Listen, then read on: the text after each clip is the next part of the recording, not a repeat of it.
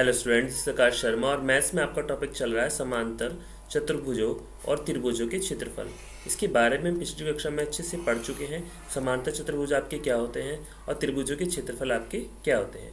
आइए इस कक्षा में अभ्यास 9.1 में इसके बारे में आगे जानते हैं।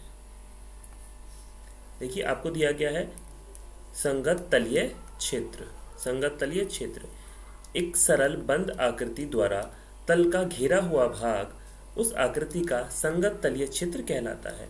अब क्या है, एक बंद आकृति आप ले लेते हैं। देखिए, इस प्रकार आपने एक बंद आकृति ले ली और उसका ही संगत तलीय क्षेत्र जो तल हो गया वो आपका ये हो गया। इस तलीय क्षेत्र का परिणाम या माप उस आकृति का क्षेत्रफल कहलाता है। अब दोनों तरफ से उसका क्या लिया है, तलीय क्षेत्रफल।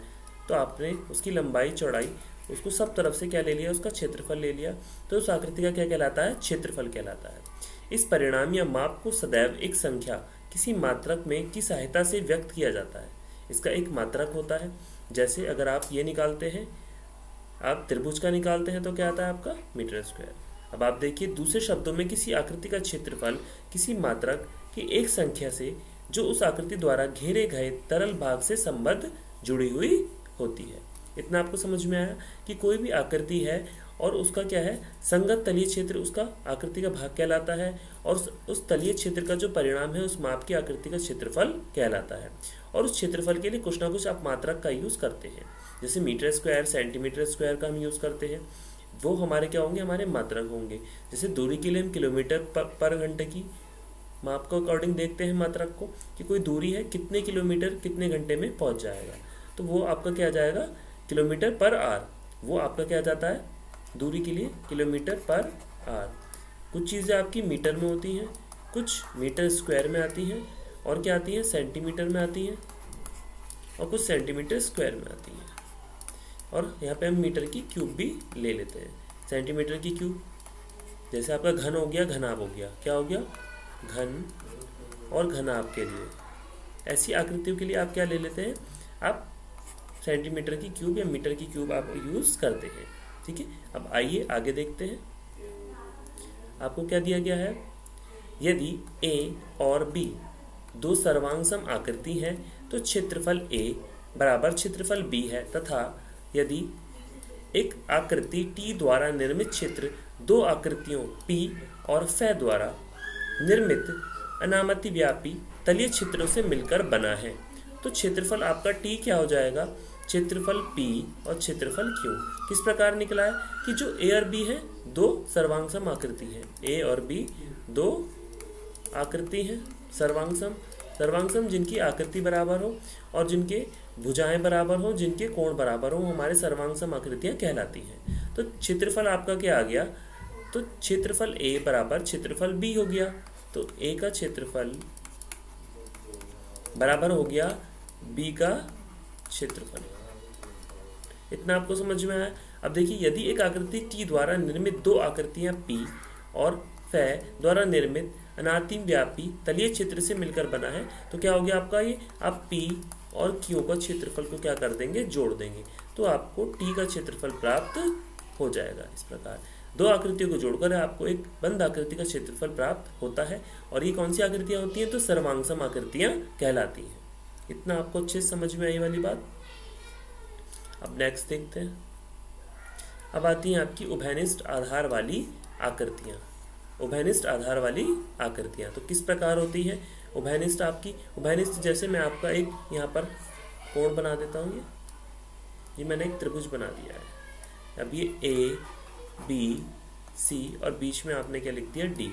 तो आपके यहाँ पर दो आपको त्रिभुज दिखाई दे रहे होंगे, त्रिभुज ए बी डी और त्रिभुज ए सी डी। अब जो हमारी ए डी है इसकी क्या हो गई, ए डी, ये दोनों में क्या है, उभयनिष्ठ है। दोनों त्रिभुजों में क्या चीज़ हो गई, ये उभयनिष्ठ हो गई। तो उभयनिष्ठ का हमें कैसे समझ में आएगा कि कोई भी त्रिभुज में जो लाइन दोनों आपके दोनों त्रिभुज में यूज हो रही है। अब देखिए, यहाँ से आप बनाएंगे तो ए बी डी ये त्रिभुज आ गया आपका, यहाँ से बनाएंगे तो ए सी डी आएगा आपका। तो ये दोनों त्रिभुज में आपकी आकृति कौन सी यूज हो रही है, ए डी यूज हो रही है। इतना आपको समझ में आई वाली बात। अब देखिए कि क्या लिखा है कि दो आकृतियां एक ही आधार और एक ही समांतर रेखाओं के बीच स्थित कही जाती है। दो आकृतियां जो एक ही रेखा देखिए इसी के बीच स्थित है और उनका एक उभयनिष्ठ आधार भुजा हो और उभयनिष्ठ आधार के सम्मुख प्रत्येक आकृति के शीर्ष या शीर्ष का उस आधार के समांतर किसी रेखा पर स्थित हो। ऐसे पता चलेगा कि जो दो आकृतियां हैं आपकी, जैसे मैं आपकी आकृति ले लेता हूँ ABD, मैंने आकृति ली थी और सेकंड आकृति मैंने ली थी ACD। अब इनके बीच में कही जाती है तो इनके बीच वाली लाइन क्या हो गई, AD आ गई आपकी, और उनका उभयनिष्ठ आधार भुजा हो तो आपकी जो भुजा है आधार ये आ गई, और उभयनिष्ठ आधार के सम्मुख प्रत्येक आकृति के शीर्ष या शीर्ष पर आधार के समांतर किसी रेखा पर स्थित है। तो क्या है, किसी रेखा पर वो चीज स्थित हो और किस प्रकार हमने उसको बनाया है वो हमें पता चल जाता है। अब आकृति आपकी इस प्रकार भी हो सकती है, जैसे आपने ये आकृति बनाई और आपके दो त्रिभुज यहाँ से बन गए। आपने क्या बनाया, ये आपने समांतर चतुर्भुज बना दिया। तो ABCD आपने ले लिया और आपके दो त्रिभुज यहाँ से बन रहे हैं, त्रिभुज ACB और त्रिभुज BDC। अब इसमें आपकी जो BC लाइन है वो उभयनिष्ठ है। BC क्या हो गई आपकी, उभयनिष्ठ। इतना आपको क्लियर हो गई वाली बात कि जो BC रेखा है आपकी क्या है, इसमें उभयनिष्ठ है। इसी प्रकार हम कितनी भी आकृतियां बना सकते हैं। ये हमारी आकृति आ गई इस प्रकार आपकी बीच में, तो आपके दो आयत इसमें से निकल जाते हैं ABCD और ये EF हमने इसको नाम दे दिया इस प्रकार। तो ये हमारी ये भी क्या हो गई, EF रेखा भी हमारी क्या हो गई, उभयनिष्ठ हो गई। तो क्या है, आकृति के शीर्ष या शीर्ष पर आधार के समांतर किसी रेखा पर स्थित हो। तो शीर्ष के समांतर के आमने सामने रेखा पर स्थित आपको दिख रहे होंगे, ये भी आपकी शीर्ष से होती हुई रेखा जा रही है और ये रेखा भी आपकी शीर्ष से होती हुई जा रही है। इतना आपको क्लियर हो गया होगा। अब नेक्स्ट देखते हैं सर्वांग सम आकृतियां। अब देखते हैं सर्वांग सम आकृतियां क्या होती हैं। सर्वांग सम आकृतियां, दो आकृतियां सर्वांग सम कही जाती हैं यदि उनके आकार और माप क्या हो, समान हो। दूसरे शब्दों में यदि दो आकृतियां A और B सर्वांग सम हो तो एक अक्ष कागज का प्रयोग करके एक आकृति को दूसरी आकृति पर इस प्रकार रख सकते हैं कि आकृति दूसरी को पूरी तरह ढक ले।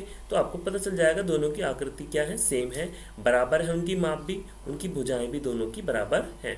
यदि दो आकृतियां A और B सर्वांग सम है तो उनके क्षेत्रफल अवश्य ही बराबर समान होने चाहिए। उनके क्षेत्रफल भी कैसे होने चाहिए, आपके बराबर। अब मैं यहाँ दो त्रिभुज ले लेता हूँ ABC और EDF। अब इनकी क्या हो गई, ये भी 6 है, ये भी 6 है और ये भी 6। तो तीनों की क्या हो गई, भुजा बराबर हो गई। और आप ABCD वाले त्रिभुज को EDF त्रिभुज के ऊपर रखेंगे तो वो दोनों बराबर आएंगे, एक दूसरे को पूरा पूरा ढक लेंगे। और क्या है, और ये दोनों के सर्वांग सम भी हैं और क्या है, पूरा पूरा ढक ले एक आकृति को दूसरी आकृति पे। इतना आपको क्लियरिटी समझ में आई बात। और उनके क्षेत्रफल, अब आप क्षेत्रफल निकालेंगे दोनों का, त्रिभुज ABC का या फिर त्रिभुज EDF का, तो दोनों का क्या आएगा, क्षेत्रफल दोनों का बराबर आएगा। क्या आएगा, इक्वल आएगा। इतनी बात आपको क्लियर हुई। अब देखिए, परंतु इस कथन का विलोम सत्य नहीं है।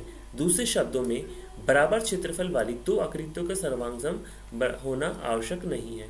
तो हो सकता है कि उनका सर्वांग सम बराबर ना हो, वो आकृतियां दिखने में बराबर हो इस प्रकार से, परंतु उनका ये 5, ये 6, ये 7, तो ये ऐसा हो सकता है 6, 5 और 7। तो आपका कुछ ना कुछ चेंजेस उसमें आ जाएंगे और वो एक दूसरे को ढक भी लेंगे, परंतु वो सर्वांग सम होना आवश्यक नहीं है कि उसकी सारी भुजाएं, उसके सारे कोण और उनका क्षेत्रफल भी क्या हो, आपका बराबर हो। तो सर्वांग सम की क्या शर्त होती है आपकी, कि आपकी आकृतियां भी बराबर हो, एक दूसरे को ढक भी ले और दो सबकी भुजाएं आपकी इक्वल हो, भुजाएं बराबर हो, और क्या होना चाहिए, और उनका जो क्षेत्रफल है, क्या क्षेत्रफल, ये भी क्या होना चाहिए, इक्वल होना चाहिए, क्षेत्रफल इक्वल होना चाहिए। तो जो आकृतियां आपकी ये सब चीजों शर्तों को पूरा करती हैं वो सर्वांग सम आकृतियां कहलाती हैं। इतना आपको बात क्लियर हो गई होगी वाली। अब नेक्स्ट देखते हैं। अब देखिए, स्मरणीय तथ्य, कौन कौन से तथ्य हैं, फैक्ट्स हैं, क्या होगा, फैक्ट्स। फैक्ट्स क्या चीज़ होती हैं? जो आपके वैज्ञानिकों ने जिन पर रिसर्च की है और वो तथ्य निकल कर आते हैं, जो कुछ उनका कंक्लूजन निकल कर आता है, जो भी परिणाम निकल कर आता है उन रिसर्चेज का, वो सब तथ्य होते हैं। तो कौन कौन से तथ्य हैं जो हमें याद रखने चाहिए और जिनके ऊपर वैज्ञानिकों ने रिसर्च की है, मैथमेटिशियंस ने रिसर्च की है? आइए देखते हैं। एक आकृति का क्षेत्रफल उस आकृति द्वारा घेरे गए तल के भाग से संबद्ध किसी मात्रक में एक संख्या होती है और दो सर्वांगसम आकृतियों के बराबर क्षेत्रफल बराबर होते हैं, परंतु इसका विलोम आवश्यक रूप से सत्य नहीं है। तो क्या है? परंतु ये बराबर नहीं है कि दोनों के क्षेत्रफल बराबर होते हैं, तो वो दोनों भी सर्वांगसम होंगे, वो अलग भी हो सकते हैं, उनकी भुजाएं अलग हो सकती हैं, उनके कोण अलग हो सकते हैं। अब देखिए, यदि एक आकृति टी द्वारा निर्मित कोई तलीय क्षेत्र किन्हीं दो आकृतियों P और Q द्वारा निर्मित दो अनातिव्यापी तलीय क्षेत्रों से मिलकर बना है, तो क्षेत्रफल IT, क्षेत्रफल P और क्षेत्रफल Q है, जहां X आकृति X का क्षेत्रफल व्यक्त करता है। इतना आपको समझ में आया कि जो तो क्षेत्रफल है आपका, यहाँ से क्षेत्रफल P प्लस क्षेत्रफल Q, और जहाँ क्षेत्रफल X आकृति X का क्षेत्रफल व्यक्त करता है या इस प्रकार बना है, वो आपका क्या बन जाएगा? स्मरणीय तथ्य में आपकी क्या क्या चीज़ें आ गई? या तो फर्स्ट ऑफ ऑल आपका क्या था? एक आकृति का क्षेत्रफल उस आकृति द्वारा घेरे गए तल की संबंधित मात्रक के एक संख्या होती है। तो जो मात्रक है वो मात्रक आपका एक ही प्रकार का होगा। आप एक चीज़ में दो मात्रक यूज नहीं कर सकते। दो आकृतियों के क्षेत्रफल बराबर होते हैं, परंतु उनका विलोम आवश्यक रूप से सत्य नहीं है। दो आकृतियों की समागम आकृतियों के क्षेत्रफल जरूरी नहीं कि आपके बराबर हो। ठीक है, इस प्रकार यदि एक आकृति टी द्वारा निर्मित तलीय क्षेत्र की दो आकृतियों P और Q के निर्मित अनातिव्यापी तलीय क्षेत्रों से मिलकर बना है, तो उसका किस प्रकार निकालेंगे आप? कि T और आप दोनों को जोड़ देंगे, P और Q के क्षेत्रफल को जोड़ देंगे तो आपको T का क्षेत्रफल प्राप्त हो जाएगा, जहाँ क्षेत्रफल X और क्षेत्रफल X का क्षेत्रफल व्यक्त करता है। इस प्रकार हमने इसको समझ लिया। अब नेक्स्ट देखते हैं। अब देखिए, आपको दिया गया है क्वेश्चन नंबर 1। निम्नलिखित क्या दिया गया है? निम्नलिखित आकृतियों में से कौन सी आकृति एक ही आधार और एक ही समांतर रेखाओं के बीच स्थित है? ऐसी स्थिति में उभयनिष्ठ आधार और दोनों समांतर रेखाएं लिखिए। अब आपको दिए गए हैं कौन कौन सी आकृतियां हैं? आकृति नंबर 1, 2, 3, 4, 5 और ये आपकी 6। तो आपको क्या दिया गया है यहाँ पर? PDC, और एक आपको समांतर चतुर्भुज दिया गया है ABCD करके, जिसमें आपका एक त्रिभुज बनाया गया है।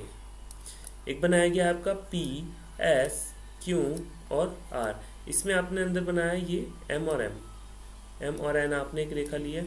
इसी प्रकार PSQR और T आपका ये भार बना हुआ है इस प्रकार। अब देखिए, एक चतुर्भुज बना हुआ है AD, ये आपका B और ये आपका C, और आपके अंदर के अंदर त्रिभुज बनाया गया है PRQ। अब बना है आपका एक ABCD, A B C और D। ये क्या है? P और Q। अब देखिए P S Q और R, ये आपका बना है। ये आ गया आपका AD, ये आ गया आपका क्या? BC। इतनी क्लियर हुई आपकी बातें। अब देखिए, आकृति 1, 3, 5 तथा 5 कि एक ही आधार और एक ही समांतर रेखाओं के बीच स्थित है। अब देखिए, आकृति 1 में आप देखेंगे क्या? आकृति आधार DC बराबर है समांतर रेखाएं DC आपकी समांतर है AB के, और आकृति 3 में देखेंगे उभयनिष्ठ आधार क्या है? QR। अब समांतर रेखाएं क्या हो गई? QR समांतर PS के, तो QR आप कहाँ देखेंगे? यहाँ पर देखिए, इस प्रकार आपको दिया गया है। और आकृति 5 में आप देखिए क्या दिया गया है? उभयनिष्ठ आधार क्या है? PQ। तो आकृति R देख लेंगे आप, देखिए ये रही आपकी आकृति R। 5th 4th वाली आकृति में देखिए आपका PQ दिया गया है, यह आपकी उभयनिष्ठ रेखा है। इस प्रकार अब समांतर रेखाएं देखिए, PQ समांतर है AD के, देखिए यहाँ पर PQ और AD, ये इस प्रकार क्या हो गई? समांतर रेखाएं हो गई। आकृति 5 में देखिए उभयनिष्ठ आधार क्या है? AD, तो AD का है आपका, देखिए A से लेकर D तक, ये दोनों के अंदर आ रहा है। इसके लिए भी यूज़ हो रहा है, उसके लिए तो क्या हो गई, उभयनिष्ठ रेखा हो गई। और समांतर रेखाएं क्या हो गई आपकी, एडी ये और सीपी ये आपकी आमने सामने की भुजाएं क्या कहलाती हैं, समांतर रेखाएं कहलाती हैं। और इनको हम इस प्रकार दर्शा सकते हैं। अब देखिए नेक्स्ट, तो आज हमने क्या सीखा कि हम किस प्रकार त्रिभुज से जुड़े क्वेश्चनों को और उनमें बनी समांतर चतुर्भुज से बने त्रिभुज, किस प्रकार उनसे बेस्ड क्वेश्चनों को हम कर सकते हैं और अच्छे से समझ सकते हैं। और आगे का हम नेक्स्ट क्लास में सीखते हैं। आज के लिए, इस कक्षा के लिए थैंक यू।